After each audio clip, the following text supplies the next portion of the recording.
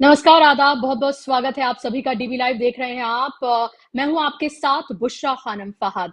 तो राहुल गांधी धरती पर हैं, आज वो ओस्लो में हैं, ओस्लो यूनिवर्सिटी में वो छात्रों से, बुद्धिजीवियों से वार्तालाप कर रहे हैं। आपको पता है कि 1 हफ्ते के दौरे के लिए वो विदेश गए हुए हैं, यूरोप गए हुए हैं और वहाँ पर वो उन तमाम मुद्दों पर खुलकर बात कर रहे हैं और बेबाकी से बात कर रहे हैं, बेखौफ होकर बात कर रहे हैं, जिसको लेकर वो देश में रहते हुए भी हमेशा मुद्दों को उठाते रहे हैं। और इस सब के बीच आज प्रियंका गांधी हिमाचल प्रदेश गई और हिमाचल प्रदेश में जिस तरह की वहां पर आपदा आई हुई है, जिस तरह से वहां लोग परेशान हैं, उनकी हौसला अफजाई उन्होंने की और कहा कि हर संभव मदद जो है वो हिमाचल की सरकार को दी जाएगी। इस सब के बीच अगर हम बात करें मुल्क की सियासत की, तो लगातार आपने देखा होगा कि राहुल गांधी चाइना के मुद्दे को लेकर सरकार को अभी वो कुछ दिन पहले ही पिछले महीने लेह लद्दाख के दौरे पर थे। वहां पर उन्होंने लोगों से बातचीत की और बहुत सहजता से जैसे वो मिलते हैं वहां पर लोगों से मिले, उनकी परेशानियों को जाना और वहां पर एक बार फिर से उन्होंने चाइना ने किस तरह से हमारी जमीन को हड़पा है इस बात को दोहराया। और आपको ये मैं बता दूं कि आज ये खबर मैं आपको क्यों बता रही हूँ, क्योंकि lieutenant governor brigadier doctor B D Mishra जो है उन्होंने कहा है कि चीन ने लद्दाख की 1 इंच जमीन भी नहीं कब्जाई हुई है। उन्होंने लद्दाख की सुरक्षा व्यवस्था को लेकर कहा कि यहाँ पर हालात बिल्कुल ठीक है, हमारे सैनिकों का आत्मविश्वास बढ़ा हुआ है। उन्होंने कहा कि हमारी सेना किसी भी अनहोनी से निपटने के लिए तैयार है। ये कहा गया है लद्दाख के जो उपराज्यपाल हैं उनकी तरफ से। और ये कहा गया कि 1 इंच जमीन भी नहीं ली गई है। हालांकि राहुल गांधी लगातार इस मामले पर सरकार को घेरते रहे हैं, सवाल पूछते रहे हैं। अभी आपको याद होगा ब्रिक्स सम्मेलन में कैंडिड मुलाकात हुई थी प्रधानमंत्री नरेंद्र मोदी की और शी जिनपिंग की। पहले कहा गया कि शी जिनपिंग की तरफ से चाइना की तरफ से ये कहा गया था कि वो बात करना चाहते हैं, फिर चाइना की तरफ से कहा गया कि नहीं, भारत की तरफ से ये रिक्वेस्ट दी गई थी। और उसके बाद क्या कुछ बातचीत हुई उसके बारे में कोई जो एक ब्यौरा, एक ऑफिशियल ब्यौरा दिया जाना चाहिए, वो कोई ऑफिशियल ब्यौरा नहीं दिया गया। उससे पहले जब इंडोनेशिया में जब मुलाकात हुई थी G20 समिट के दौरान, उसका ब्यौरा भी नहीं दिया गया। और अब जब G20 सम्मेलन भारत में संपन्न हुआ है, शी जिनपिंग की यहाँ पर इन्होंने शी जिनपिंग और रशिया की तरफ से रशिया ने पार्टिसिपेट एक तरह से नहीं वो आए, इसको एक तरह से कह सकते हैं कि इसमें पार्टिसिपेट उन्होंने उस तरह से नहीं किया। अब सवाल ये उठ रहा है कि अगर ना कोई आया है ना कोई घुसा हुआ है, तो 19 दौर की जो बातचीत हुई है वो बातचीत आखिर क्या हुई है, और इसको लेकर लगातार सवाल जो हैं वो उठते रहे हैं। मैं आपको ये भी बता दूं कि सुब्रमण्यम स्वामी की तरफ से भी ट्वीट किया गया है और वो ट्वीट मैं आपको पढ़ के सुना देती हूँ। लगातार सुब्रमण्यम स्वामी भी सरकार पर हमलावर रहते हैं इस पूरे मामले को लेकर। उन्होंने कहा है कि even after the Chinese have occupied 4067 square kilometre of Ladakh land, I am approaching the Supreme Court under Article 19 of the Constitution to get Modi government to disclose the truth about Modi's surrender to China। तो साफ तौर पर उन्होंने कहा है कि जो China को लेकर जो मोदी सरकार का जो सरेंडर है उसको लेकर वो आर्टिकल 19 के अंडर कोर्ट का दरवाजा खटखटाएंगे और ये पूछेंगे सरकार से कि वो चाइना के इस पूरे मामले को लेकर अपना मुंह खोलें और बताएं कि आखिर ये सब कुछ जो हो रहा है इसको झुटलाया क्यों जा रहा है। और जब हम पूरे कार्यक्रम की रूपरेखा तैयार कर रहे थे और गेस्ट लाइनअप कर रहे थे, उस बीच एक बड़ी खबर ये भी आई है कि मोनू मानेसर, जिसको जुनैद के जो मर्डर के का जिसके ऊपर इल्जाम है, उसको गिरफ्तार कर लिया गया है, हिरासत में ले लिया गया है हरियाणा पुलिस की तरफ से और उसे अब राजस्थान पुलिस को सौंपा जाएगा। तो ये एक बड़ी खबर है और इस खबर पर भी हम बात करेंगे, इसके पहलुओं को हम जानेंगे, लेकिन हमारा जो मेन टॉपिक है वो है चाइना को लेकर। इस पर बात करने के लिए मेरे साथ दो खास मेहमानों का पैनल जुड़ गया, जिनका तारुफ मैं आपसे कराना चाहूंगी। मेरे साथ लेफ्टिनेंट कर्नल अनिल दून जी मेरे साथ मौजूद हैं और हेमंत अत्री जी सीनियर जर्नलिस्ट मेरे साथ मौजूद हैं। दोनों मेहमानों का बहुत बहुत स्वागत, इस्तकबाल। अनिल जी, मेरा सवाल आपसे, ना कोई आया है ना कोई आया हुआ है, ना वो लाल आंखें दिखाई गई हैं। राहुल गांधी लगातार चाइना के इस मामले को रिट्रेट करते रहे हैं, सवाल उठाते रहे हैं। जब वो लद्दाख गए थे तब भी उन्होंने इस पूरे मामले को उठाया था। और अब उपराज्यपाल का ये कहना ले लद्दाख के कि 1 इंच जमीन भी नहीं गई है, इसको आप कैसे रहे हैं? Thank you so much. बहुत बहुत शुक्रिया आपका, आपने मेरे को आमंत्रित किया अपने चैनल के ऊपर, बुशरा जी। और मेरी नमस्कार हेमंत अत्री जी को भी और आपके तमाम व्यूअर्स को। अगर आप देखें, ये मौका कांग्रेस को या सुब्रमण्यम स्वामी जी को या राहुल गांधी जी को या किसी भी दूसरे किसी भी व्यक्ति को दिया किसने है बोलने का? सत्ता पक्ष ने। क्योंकि जून 2020 के बाद से लेके आज तक ना तो इसमें संसद के अंदर कोई इस पे डिस्कशन हुआ, ना ही इस पे कोई क्लैरिफिकेशन आया। हाँ, एक दूसरे के स्टेटमेंट्स को काट के बात रखना खूब हुआ है, और वो 15 जून 2020 के बाद से शुरू हुआ, जिस रात को हमारे एक ऑफिसर और 20 जवान शहीद हुए थे। उसके 1-2 दिन बाद जयशंकर जी का स्टेटमेंट था, उसके 1-2 दिन बाद रक्षा मंत्री जी का स्टेटमेंट था, और उसके 1-2 दिन बाद 19 जून को माननीय प्रधानमंत्री का स्टेटमेंट था। चलिए, प्रधानमंत्री जी की बात से 100% सहमत हो जाता हूं कि चाइना ने 1 इंच जगह भी हमारी गलवान में नहीं ली। तो क्या कोई ये बताएगा कि ये डिसएंगेजमेंट हो किस चीज का रहा है? फिर किससे डिसएंगेज हो रहे हैं हम? नंबर 1। नंबर 2, ये जो बफर जोन डिक्लेयर हुई है, ये सारी की सारी हमारी ही टेरिटरी में कैसे हो गई? और जी। नंबर 3, अप्रैल 2020 से पहले जो पेट्रोलिंग पॉइंट्स हमारे थे, क्या आज की तारीख में हम उन तमाम पेट्रोलिंग पॉइंट्स पे पेट्रोलिंग कर पा रहे हैं या नहीं? ऐसी क्या हालत है कि उन 67-68 पेट्रोलिंग पॉइंट में से हम 26-27 पेट्रोलिंग पॉइंट पे पेट्रोलिंग नहीं कर पा रहे? तो ऐसा क्यों हो गया? बीच में तकरीबन साल पहले ये भी सुनने को मिला था कि एलएसी नहीं थी, परसेप्शन लाइंस थी, और परसेप्शन लाइंस अब शिफ्ट हो गई हैं।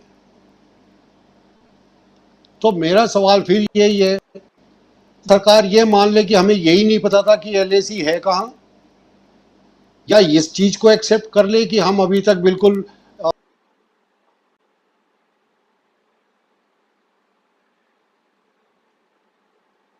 लगता है अनिल जी से कांटेक्ट जो है। जी अनिल जी। तो हम उसको परसेप्शन लाइन और अवाल कुछ भी नाम से पुकार रहे हैं। देखिए, मैं इस चीज से सहमत नहीं। जी। इंट्रूजन हुआ है, और मैं आपको कोट करता हूं, इन्हीं के हैं, ही इज मिस्टर कॉन्चोक स्टैंजन। इनका मैं ट्विटर पे बायो आपको पढ़ के दिखाता हूं। Politician, councillor Chushul, former executive councillor, status of deputy minister, Ladakh, autonomous hill development council Leh, public servant. उन्होंने कल ट्वीट किया है, we didn't lose in inches but in kilometres. As a border resident I know it better.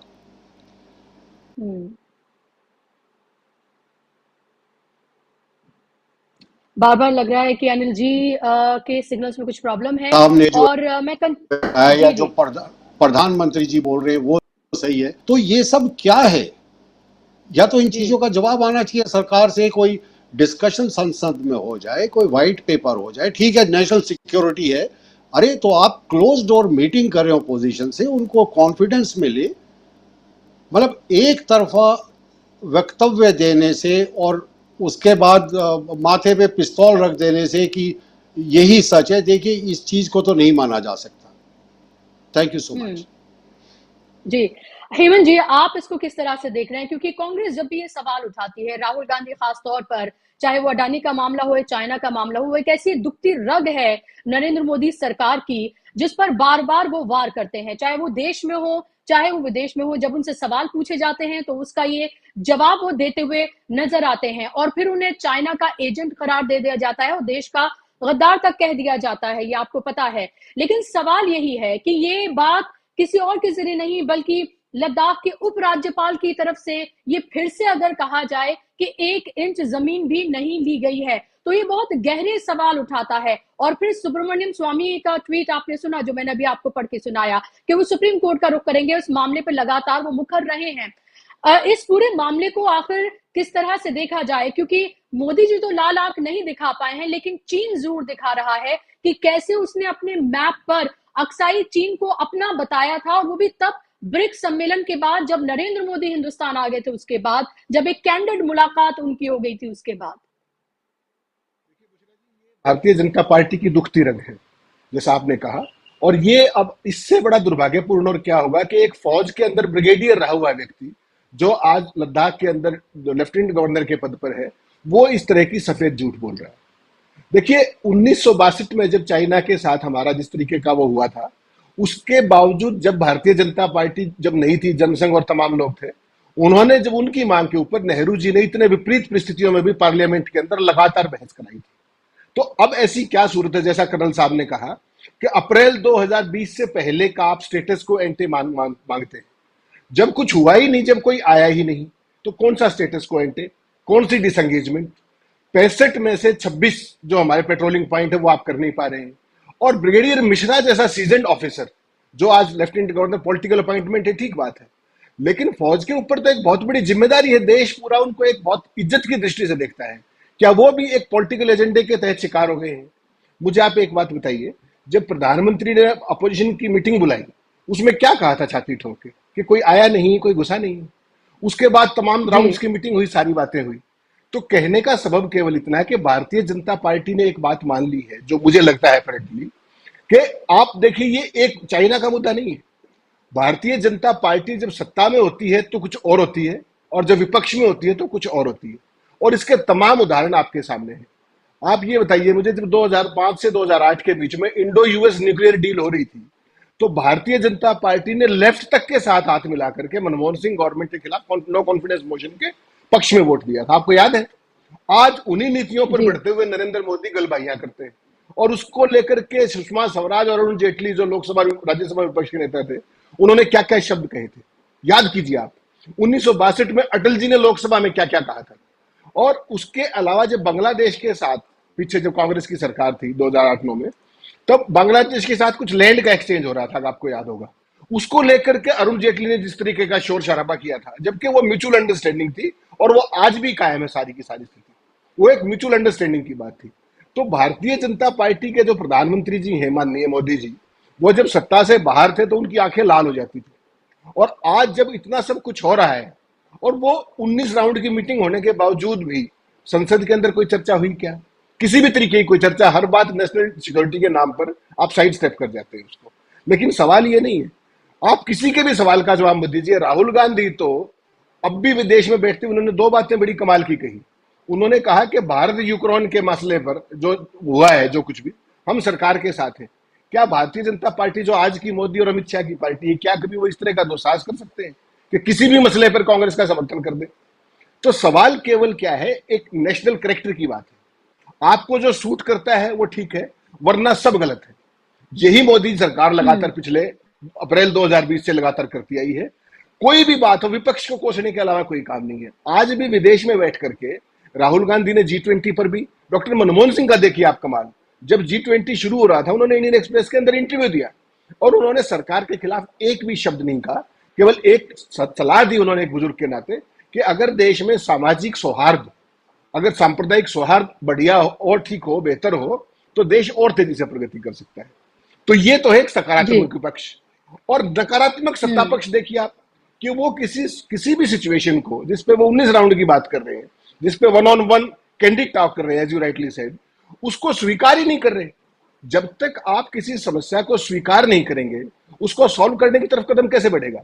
मुझे बताइए, प्रधानमंत्री जी Xi Jinping नहीं आए, कोई बात नहीं है। प्रधानमंत्री जी ने 15 बायलैटरल मीटिंग्स की G20 के दौरान। आए तो चाइना के प्राइम मिनिस्टर भी थे, उन्होंने बात क्यों नहीं की उनसे? अब लाल आंखें कहां चलेगी? तो सवाल ये नहीं है, सवाल आपकी प्रायोरिटीज का है। आप केवल जो कुछ भी काम करते हैं वो थेट्रिक्स के लिए करते हैं, वीडियो अपॉर्चुनिटी के लिए करते हैं, कैमरा मूवमेंट करते हैं। और इस चाइना के मसले के ऊपर जो भारत सरकार की जो फॉल्ट लाइन्स हैं, वो इतने बुरे तरीके से एक्सपोज हुई है। मुझे आप एक बात बताइए, जिस देश का प्रधानमंत्री ये कहता हो कि कोई आया नहीं है, कोई घुसा नहीं है, तो हमारी बार्गेनिंग कैपेसिटी चाइना के साथ बची क्या है? हम क्या कहेंगे उनको? आपने तो पहले दिन कह दिया जी। ऑन रिकॉर्ड कि कोई आया ही नहीं, तो फिर आप किस हम्म। तरह की बातचीत कर रहे हैं? तो इस तरह की बचकानी और इमेच्योर चीजें, they are costing very dear to the nation. Number एक। नंबर दो, भारत के जो विदेश मंत्री हैं, जो डिप्लोमेट रहे हैं, जो चाइना में विजिट रहे हैं, वो ये कहते हैं कि China is a bigger this economy, हमसे बड़ी अर्थव्यवस्था। तो आप क्या चाहते हैं, मैं उनसे पंगा ले लूं? तो फिर ये फौज किस लिए रखी हुई है आपने? तो इस सरकार का दायां हाथ बायां हाथ कुछ नहीं। उनकी क्या नीति है, क्या सोच है? केवल झूठ बोलना है, बरगलाना है, और जो चीज सूट नहीं करती उसको नकार दीजिए। बाकी सारा ढोल पीटने के लिए मीडिया में उनकी कीर्तन मंडली है, वो सुबह से शाम तक यही सब करते हैं। सुबह के प्रधानमंत्री ने ये कर दिया, प्रधानमंत्री ने वो कर दिया, सवाल खत्म हो गए हैं। और ये सवाल जी। मुक्त लोकतंत्र जो है, ये भारतीय जनता पार्टी, देखिए एक बात मान के चलिए, लोकतंत्र में सदा आप सत्ता में नहीं रहेंगे, तो कल को जब आप सत्ता में नहीं रहेंगे तो क्या मुंह दिखाएंगे जनता को? सवाल तो तब पूछे जाएंगे ना आपसे कि आपने क्या किया था। तो भारतीय जनता पार्टी को जी। यह समझना चाहिए, और वो किसी का भी जवाब ना दे। मैं फिर कह रहा हूं आपको, वो सुब्रमण्यम स्वामी का तो जवाब दे दे, ज्यादा नहीं करते तो, या उनका भी नहीं देंगे। और जी। ये सुप्रीम कोर्ट में मसला जाएगा आर्टिकल 19 में, फिर क्या करेंगे वो? जो सरकार संसद के सामने झूठ बोल सकती है, जो अपोजिशन पार्टियों के सामने प्राइम मिनिस्टर इस तरह की बात कर सकते हैं, तो लोकतंत्र की क्या स्थिति है, और लोकतंत्र के प्रति क्या सम्मान है, देश की सीमाओं के प्रति क्या सम्मान है, ये कौन सी देशभक्ति है, ये कौन सा राष्ट्रवाद है, ये मेरी समझ से बाहर है मिश्रा जी। बिल्कुल। अनुज जी, सब ये कह रहे हैं कि जब है कि ना कोई आया है, ना कोई आया हुआ है। जब ये बात बोल रहे हैं कि आपकी तरफ से ये कहा जा रहा है कि 1 इंच ज़मीन भी नहीं ली गई है, अगर लद्दाख के उपराज्यपाल ये कह रहे हैं, तो ज़ाहिर-सी बात है आप तो फिर खुला रास्ता एक तरह से चीन को दे रहे हैं। फिर तो इसके आगे कोई बात होनी ही नहीं है, क्योंकि आप इसको पूरे तरीके से डिनाय कर रहे हैं और चीन लगातार घुसता ही चला जा रहा है। 1-2 नहीं, न जाने कितनी मीडिया रिपोर्ट्स नेशनल और इंटरनेशनल इस बात को प्रूव करती हैं। बुशरा जी, एक तो मैं आपके माध्यम से इन सम्मानित लोगों को याद दिलाना चाहूँगा कि कसम जो है हमने संविधान की खाई थी, कॉन्स्टिट्यूशन की खाई थी, ना कि एक पॉलिटिकल लीडर की, ना कि एक लीडरशिप की। तो इनको वो समय याद करना चाहिए जिस दिन वो कसम खाई थी कि हमें कॉन्स्टिट्यूशनली करेक्ट होने की आवश्यकता है। जैसे अत्री साहब ने अभी बताया था, 1962 का जिक्र किया था, मैं आपको एक उसी संदर्भ में एक चीज़ बता देता हूँ।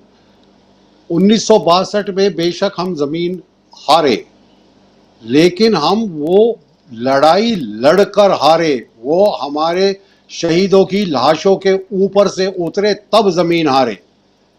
लेकिन गलवाल में तो एक दिवाली का पटाखा भी नहीं फूटा था, वहाँ ज़मीन कैसे हार गए हम? और हमारे विदेश मंत्री बोलते हैं कि चाइना एक बिगर इकोनॉमी है।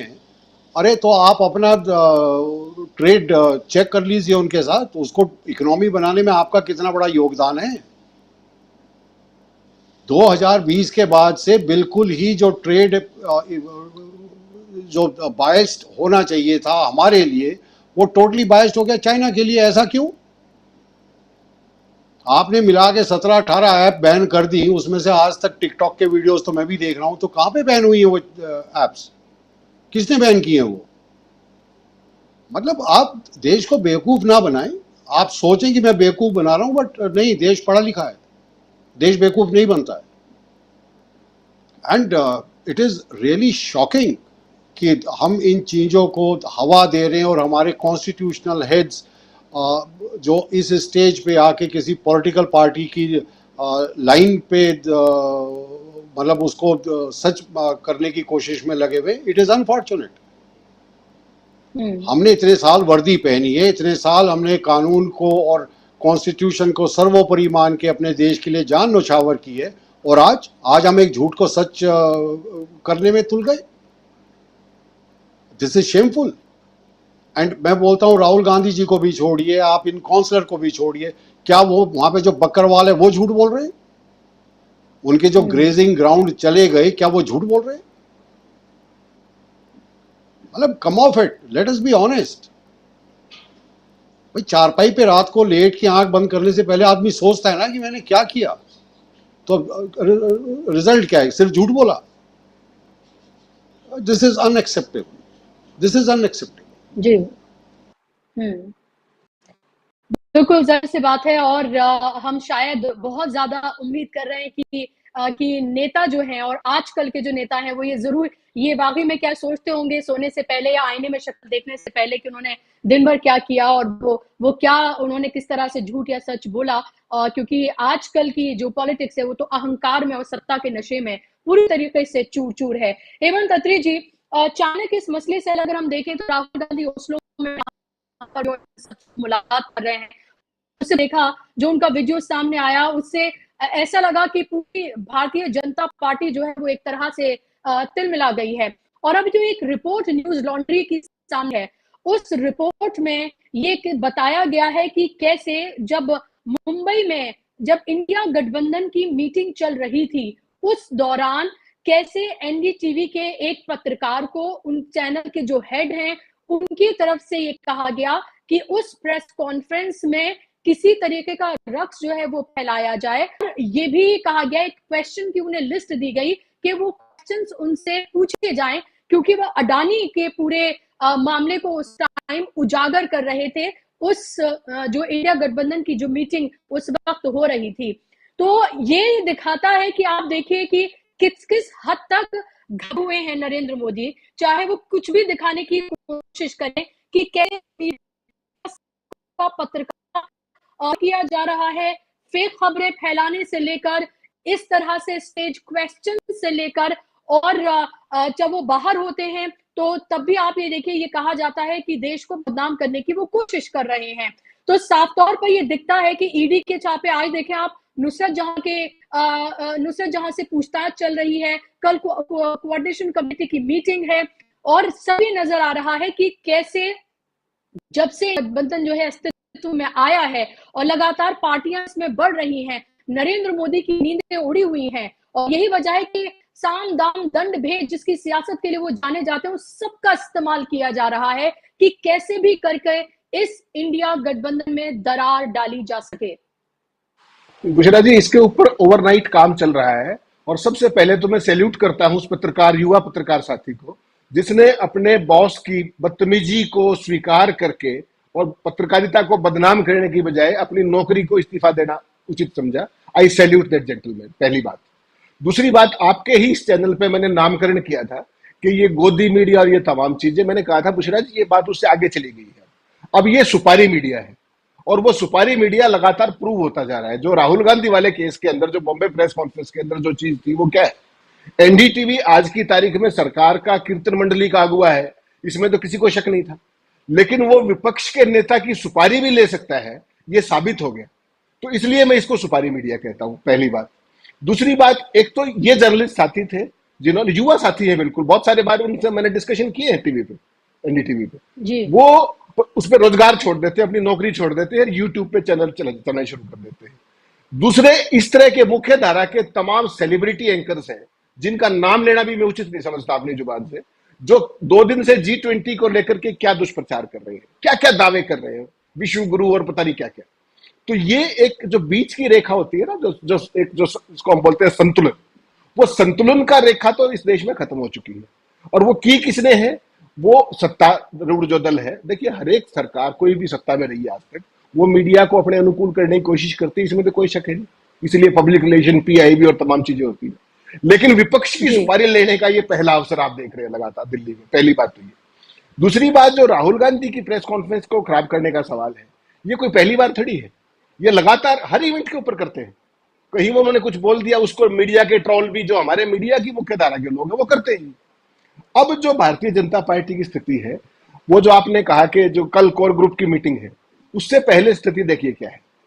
हर लेवल पे किस तरीके से इस जो ये इंडिया गठबंधन है, इसका माहौल कैसे खराब किया जाए, इसके लिए तमाम प्रयास निरंतर जारी है। कल जब कोर ग्रुप की मीटिंग होने वाली है दिल्ली में, तो जो ममता बनर्जी के भतीजे हैं, उनको नोटिस चला गया कल के लिए, जस्ट टू शो के आज वो फलाना नहीं आया, वो नहीं आया, वो नहीं आया, ये दिखाना कि कहीं ना कहीं बीच में। दूसरा, उसमें खेल और भी है। जैसे ही बाइडेन से मुलाकात के लिए नीतीश कुमार का हाथ पकड़ के प्रधानमंत्री लेके जाते हैं, and he says he is president of JDU. उसका मतलब समझे आप, वो जो फोटोग्राफ है वो बहुत कुछ कह रहा है। लोगों में क्या मैसेज आएगा कि नीतीश तो मोदी के साथ खड़े हुए हैं। तमाम इस तरह की चीजें। और उसमें क्या है कि कांग्रेस पार्टी के जो खड़गे साहब है, राष्ट्रीय अध्यक्ष हैं, जितनी मोदी की पॉलिटिकल उम्र नहीं है उससे कहीं ज्यादा 55 साल उनकी पॉलिटिकल उम्र है। खड़गे साहब राज्यसभा में नेता है, कांग्रेस के अध्यक्ष, उनको नहीं बुलाया डिनर के ऊपर। उसमें खड़गे छोटे नहीं हुए, सरकार छोटी हुई, सरकार की सोच छोटी हुई, लोकतंत्र छोटा हुआ। तो प्रधानमंत्री जी को ये बात समझनी होगी कि आज वो पक्ष में, कल को उनकी पार्टी विपक्ष में भी होगी, तो वो विरोध की इन बातों का क्या करेंगे। उन्होंने तो कोई गरिमा छोड़ी नहीं ना किसी भी तरीके की, ना विपक्ष की छोड़ी, ना एजेंसियों की छोड़ी, किसी भी लोकतांत्रिक मर्यादा की नहीं छोड़ी। तो मीडिया का जो हाल कर दिया है।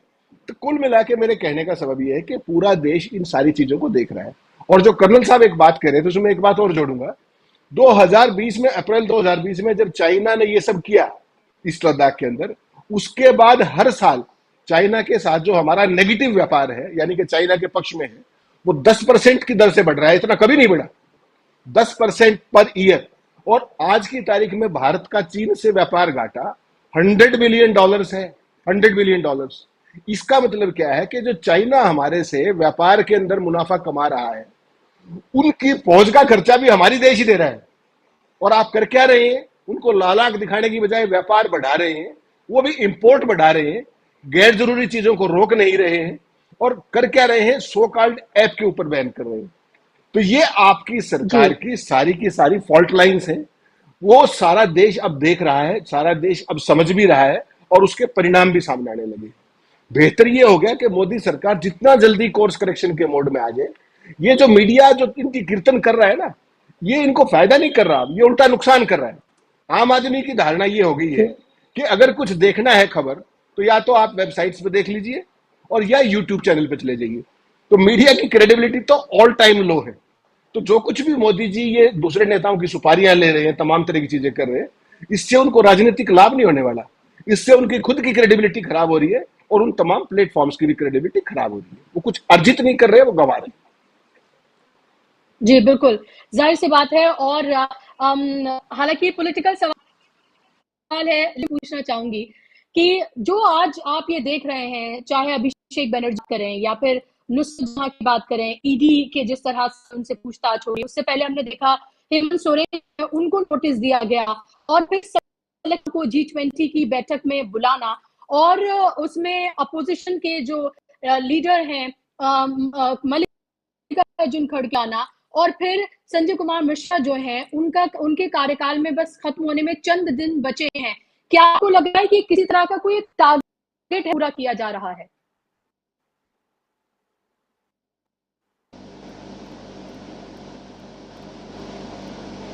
किससे सवाल किया बुशरा जी आपने? जी, अनिल जी से। अनिल जी, आपको आवाज मिल रही है? हाँ जी, हाँ जी, हाँ जी, हाँ जी। जी। नहीं, अब देखिए, जो ये सीबीआई, ईडी और आईटी की रेस वगैरह है, इसमें मैं अपना निजी सोच विचार मेरा ये है कि अगर आपने कोई गलत काम किया नहीं है तो इन रेड्स को फेस करने में कोई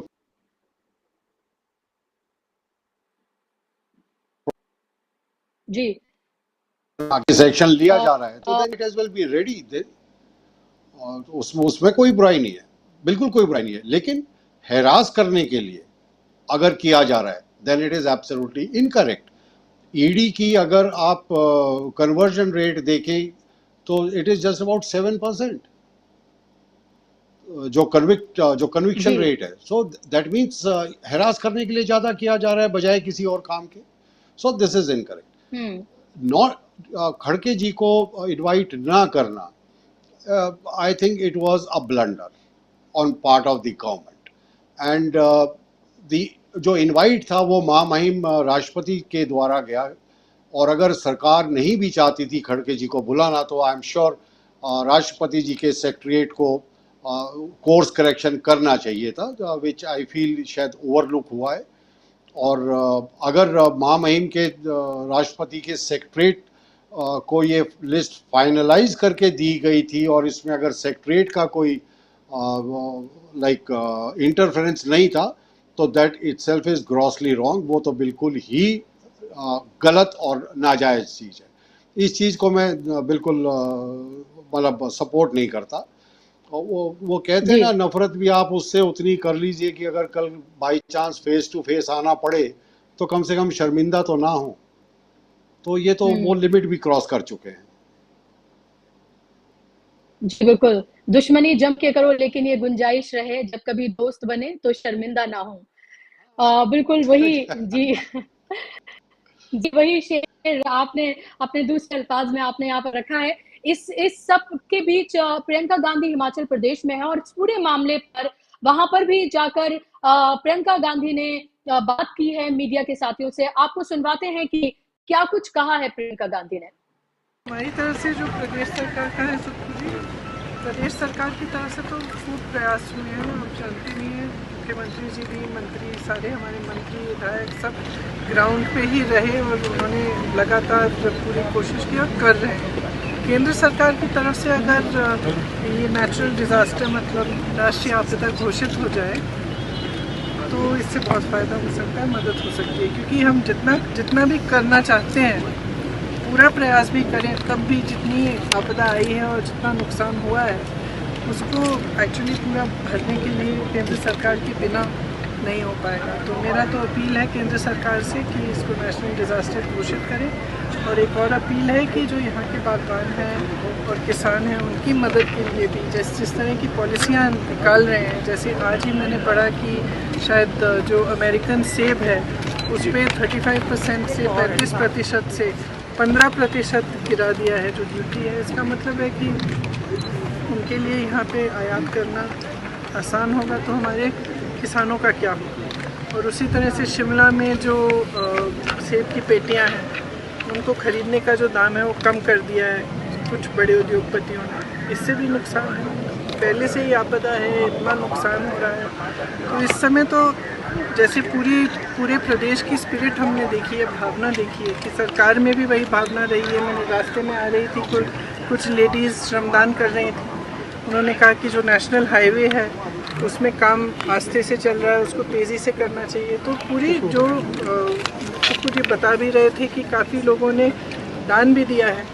कुछ रास्ते में कुछ लोगों ने रोका, उन्होंने भी, किसी ने 5 लाख का चेक दिया, 1 लाख का दिया। ये भावना जो है, ये जो हिमाचल की भावना है, जनता की भावना है कि एकजुट होकर आपदा का सामना कर रहे हैं, उसी भावना से जुड़ी हमारी सरकार की भावना और हमारे मुख्यमंत्री जी की भावना। तो सब इकट्ठे इस तरह से काम कर रहे हैं, एक दूसरे की मदद करने के लिए, एक दूसरे की सहायता करने के लिए। बहुत बड़ी चीज़ है, पूरे देश के लिए एक मिसाल है और पूरे देश को इसी से सीखना चाहिए। लेकिन इसको देखते हुए मैं ये कहना चाहती हूँ कि केंद्र सरकार को भी इसी भावना से मदद करनी चाहिए। इस समय ये नहीं देखना चाहिए कि यहाँ पे हमारी कांग्रेस की सरकार है या भाजपा की है, ये राजनीतिकरण इसका नहीं होना चाहिए। जितनी मदद हो सके उतनी ही मदद हिमाचल की जनता की। तो अभी आप सुने थे प्रियंका गांधी को और सीधे तौर पर उन्होंने कहा कि कैसे इसको नेशनल डिजास्टर घोषित कर देना चाहिए, जैसी आपदा फिलहाल हिमाचल प्रदेश में आई हुई है। और कहा कि राजनीति से परे, राजनीति से ऊपर उठ के केंद्र सरकार हिमाचल प्रदेश में जिस तरह की आपदा आई हुई है उस पर मदद करनी चाहिए। उनकी मदद के बगैर इस पूरे मसले को हल नहीं किया जा। हम लगातार बात करें कि किस तरह से राहुल सवाल उठा रहे हैं, चाहे देश में चाहे विदेश में, उससे घबराई हुई है भारतीय जनता पार्टी। और यही वजह है कि चाहे हेमंत बिस्व शर्मा को देखें कि उन्होंने गांधी सरनेम को लेकर ही अटैक करना शुरू कर दिया और कहा कि टाइटल बदलने से कोई डकैत जो है वो साधु नहीं हो जाता है, इतनी बड़ी बात। और इस तरह की बात उन्होंने एक जनता के द्वारा चुने हुए एमपी के लिए और के लिए कही, सोनिया गांधी के लिए, प्रियंका गांधी, इन सब के लिए भी उन्होंने कही। लेकिन मेनका और वरुण गांधी का नाम उन्होंने नहीं लिया, जाहिर सी बात है वो उनकी पार्टी के सदस्य हैं। और हम ये भी देख रहे हैं इंडिया वर्सेस भारत की भी पूरी बहस जो है वो छेड़ दी गई है। हेमंत जी, जो मैं सवाल पूछ रही थी अनिल जी से कि हम जो देख रहे हैं लगातार जो ईडी की जो छापेमारी हो रही है, जो समन दिए जा रहे हैं, जो सवाल जवाब किए जा रहे हैं, सिर्फ विपक्ष के नेताओं से ही, क्योंकि जो पक्ष में बैठे तमाम नेता हैं वो दूध के धुले हुए हैं। तो इसी के नेता सब साथ किया जा रहा है और एक तरह से फोटो ऑप जो है वो करने की कोशिश की जा रही है कि कहीं ना कहीं इससे पहले नेक्स्ट मीटिंग, कुछ ऐसा बड़ा कर दिया जाए ताकि हेडलाइंस जो हैं वो की जा सके और उसका फायदा उठाया जा सके। क्योंकि हमें ये भी देखना होगा कि संजय कुमार मिश्रा जो है 15 तारीख को हो रहे हैं, तो लीगल एक्सटेंशन के बाद, और 18 से 22 तारीख को स्पेशल सेशन भी है पार्लियामेंट का, जिसके बारे में किसी को कुछ नहीं पता है। लेकिन ये सुगबुगाहट जरूर है कि 24 से पहले कुछ बड़ा होने जा रहा है और वो इन 5 दिनों में डिसाइड हो सकता है। पुष्पा जी, क्या हो सकता है का सवाल नहीं है, इनको सब कुछ पता है। नरेंद्र मोदी जी बहुत प्रोफेशनल आदमी है, उनको हर चीज के काउंटर की उनकी प्लान भी हमेशा तैयार रहती है। उनकी जो बैक टीम है ना, जो पर्दे के पीछे जो काम करती है, वो काम ही ये केवल उनका ये है कि नैरेटिव क्या चलवाना है, क्या नहीं चलने देना है। आज आप देखिए सारे अखबारों में G20 को लेकर के इंटरनेशनल मीडिया की जो कुछ पॉजिटिव हेडलाइंस है, सब में सेम कॉमा फुल स्टॉप है सारे अखबारों में। तो सरकार के मीडिया मैनेजमेंट पे आप सवाल नहीं कर सकते, बहुत ही प्रोफेशनल है। और G20 के जितने भी नेता आए थे, बेशक उनमें ज्यादातर डेमोक्रेटिक कंट्री के थे, लेकिन एक बात वो मोदी जी से सीख सकते हैं कि हेडलाइंस कैसे मैनेज की जाती है। उसके चैंपियन है मोदी जी, उसके विश्व गुरु भी हैं जहां तक मीडिया मैनेजमेंट का सवाल है। और जो उन्होंने कहा था 2000 दंगों के बाद एक बड़े ही फेमस इंटरव्यू में कि आपको क्या कमी रहेगी गुजरात दंगों में कि आप जो उसको ठीक कर सकते थे, तो मोदी जी ने कोई अपनी प्रशासनिक विफलता नहीं मानी थी। उन्होंने एक बात कही थी कि काश मैं मीडिया को बेहतर मैनेज कर पाता। तो आज उन्होंने पिछले 9 साल में पूरी दुनिया को दिखाया है कि हिंदुस्तान के मीडिया को कैसे टेम किया जाता है। तो जहां तक सवाल यह है, आपने जो कहा कि पूरे नैरेटिव की बात है, मोदी सरकार देश में पहली ऐसी सरकार है जिसके पास हर चीज का काउंटर नैरेटिव है। और उनकी आदत 9 साल से क्या थी, गोदी मीडिया के जरिए या सुपारी मीडिया के जरिए, कि नैरेटिव वो होगा जो सरकार देगी। अब पिछले 2-3 महीने से आपने देखा होगा, जब से इंडिया गठबंधन उसमें तस्वीर इसकी उभरी सामने, तो नैरेटिव विपक्ष तय करने लगा था। इसी के चलते मोदी सरकार को चिंता हुई और उनको अभी तक ये समझ में नहीं आ रहा है कि ये सेशन तो बुला लिया है। देखिए इसमें 2-3 चीजें तो बड़ी साफ होगी। चंद्रयान की बड़ी भारी वो लिया जाएगा क्रेडिट, जो पार्लियामेंट के जो G20 का ये हुआ इस पे लिया जाएगा, नए संसद भवन में पहला सत्र होगा, ये सारी बातें तो है। लेकिन मोदी जी का हम ये कह दें कि हमें ना पता वो अलग बात है, लेकिन मोदी जी को हर चीज का काउंटर अच्छे से पता है और उसको प्ले कैसे करना है, उस पर पॉलिटिक्स कैसे करनी है, उस पर आंसू कैसे बहाने हैं, उस पर ठाके कैसे लगाने हैं, उनकी हर चीज वो तय है। तो उनको हम अंडर एस्टिमेट नहीं कर सकते, ना उनको और ना उनके पूरे सिस्टम को। लेकिन सवाल ये कि इस जो ये उनका एक जो स्टाइल आया है ना, जैसे नोटबंदी वाला जो मसला था, all of a sudden strike करते हैं, सर्जिकल स्ट्राइक टाइप का जो खेल करते हैं कि without telling anybody. Democracy is not about giving shocks, democracy is about taking everybody together. तो इस सरकार में पिछले 9 साल से विपक्ष को या बाकी अपने सहयोगियों को साथ लेके चलने की कोई परंपरा है नहीं। जो ये 2 लोग कहते हैं वही सच है और वही होता भी है। लेकिन अब के जो बदले हुए हालात हैं उसमें, जैसे सोनिया गांधी ने, इन्होंने जैसे ही सेशन बुलाया, सोनिया गांधी ने 8 इश्यूज दे दिए कि इन पर बात करनी चाहिए और पूरी भारतीय जनता पार्टी बैकफुट पे आ गई। तो मोदी जी ने सेशन तो इसलिए बुलाया था कि वो अपनी जिस तरीके की पूरी जो G20 और इसको सेलिब्रेट करेंगे, लेकिन मणिपुर के जो रोजाना हालात अब भी बिगड़ते जा रहे हैं, तो आपको क्या लगता है मणिपुर पे चर्चा नहीं होगी क्या दोबारा से? और तमाम ऐसे इश्यूज जो सोनिया गांधी ने उठाए थे, विपक्ष तो उनकी बात करेगा। और जो आपने कहा ईडी, तो बहुत सारे राजनीतिक दल ईडी को आजकल इलेक्शन डिपार्टमेंट कहते हैं बीजेपी का, और ये साबित भी हो गया। पीछे जो सर्वे आया था, जो स्टडी आई थी, उसमें ये कहा गया था कि 95% से ऊपर केस जो ईडी ने किए हैं पिछले 9 साल में, वो पॉलिटिकल अपोनेंट्स के खिलाफ है। और एक काम और भी किया है, जिन लोगों के खिलाफ केसेस थे और जो दूसरी पार्टियों में थे, जैसे ही वो भारतीय जनता पार्टी में आए, उनके सारे केसों की फाइल दबा दी गई। और इसका ताजा उदाहरण है शरद पवार के भतीजे अजीत पवार।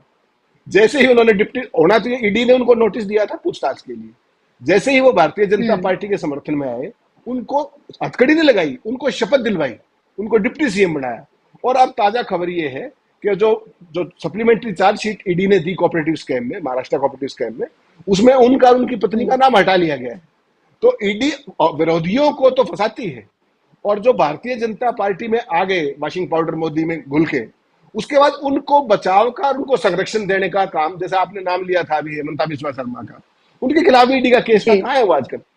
जो तृणमूल कांग्रेस जितने भी लोग आए थे, कहाँ है उनके केसेस? और कमाल की बात और देखिए, एक नाम आप भूल रही हैं, लालू यादव के खिलाफ आज सरकार ने केस चलाने की अनुमति दी है।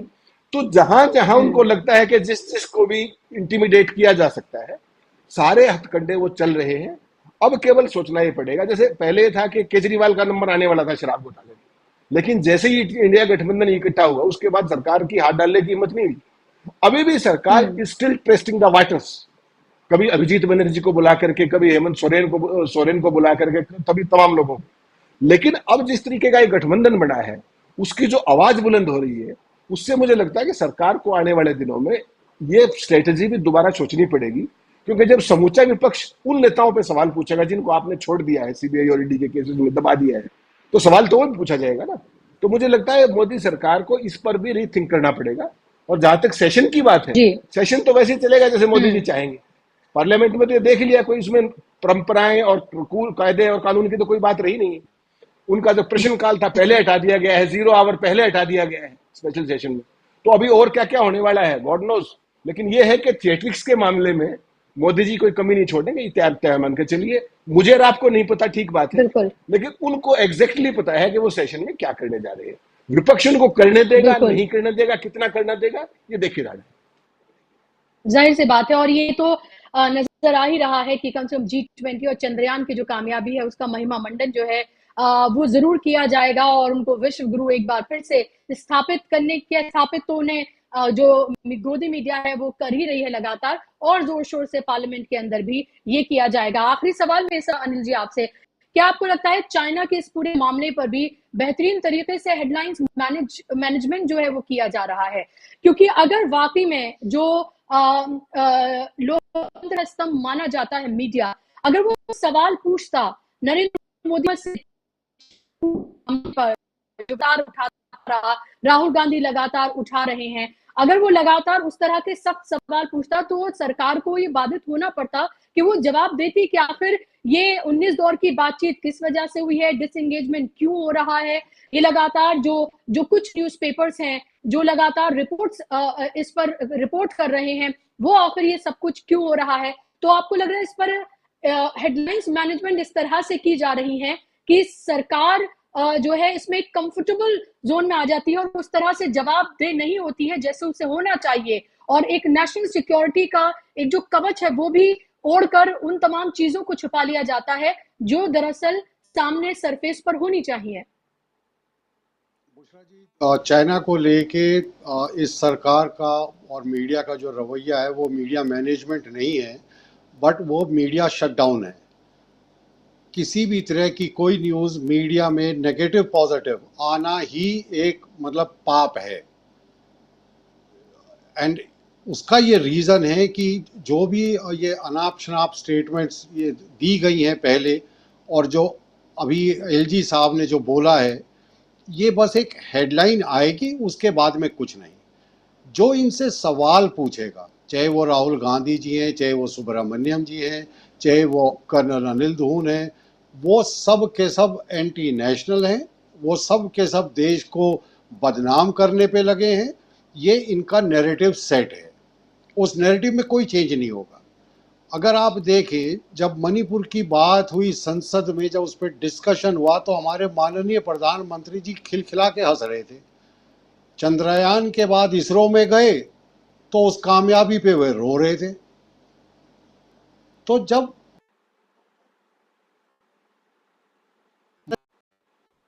कि हंसना इसरो में चाहिए था, रोना मणिपुर में सांसद में चाहिए था, तो ये तो उनकी मनमर्जी का सौदा है। देखिए, तो जो भी उनसे सवाल करेगा वो एक एंटी नेशनल ही कहलाएगा।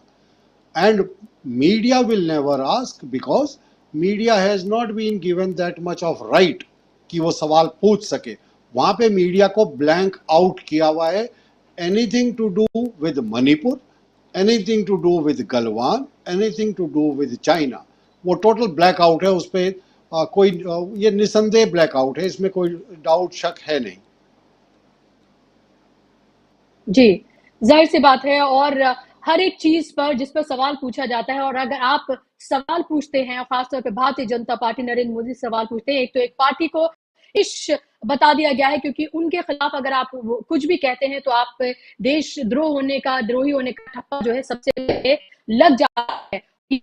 चाइना को लेकर जिस तरह से जवाबदेह बनाना चाहिए सरकार को, मीडिया उसमें पूरी तरीके से विफल है, क्योंकि मीडिया सरकार की गोद में बैठकर पत्रकारिता कर रहा है और यही वजह है कि उन वाजिब सवालों के जवाब भी नहीं मिल पाते हैं जो जनता को, जिसके जवाब मिलने चाहिए, जो कि इतना अहम ये पूरा मसला है। बहुत बहुत शुक्रिया आप दोनों मेहमानों का इस कार्यक्रम का हिस्सा बनने के लिए, बहुत बहुत शुक्रिया। और शुक्रिया आप तमाम दर्शकों का भी इस कार्यक्रम का हिस्सा बनने के लिए। जाहिर सी बात है कि राहुल गांधी विदेश में हैं और वहां पर वो तमाम सवाल उठा रहे हैं जिससे भारतीय जनता पार्टी, नरेंद्र मोदी अनकंफर्टेबल हो रहे हैं और यही वजह है कि उनके पर उस तरह से जो है वो किए जा रहे हैं, चाहे मीडिया के जरिए, गोदी मीडिया के जरिए, सरकारी मीडिया के जरिए, जो भारतीय जनता पार्टी के स्पोक्स पर्सन है या सोशल मीडिया के सही, वो तमाम करने की कोशिश की जा रही है। लेकिन चाइना का मामला एक बार फिर से उठ खड़ा हुआ है और सवाल अब पूछे जा रहे हैं कि इस पर जवाब दें नरेंद्र मोदी। आज के कार्यक्रम में बस इतना ही। नमस्कार।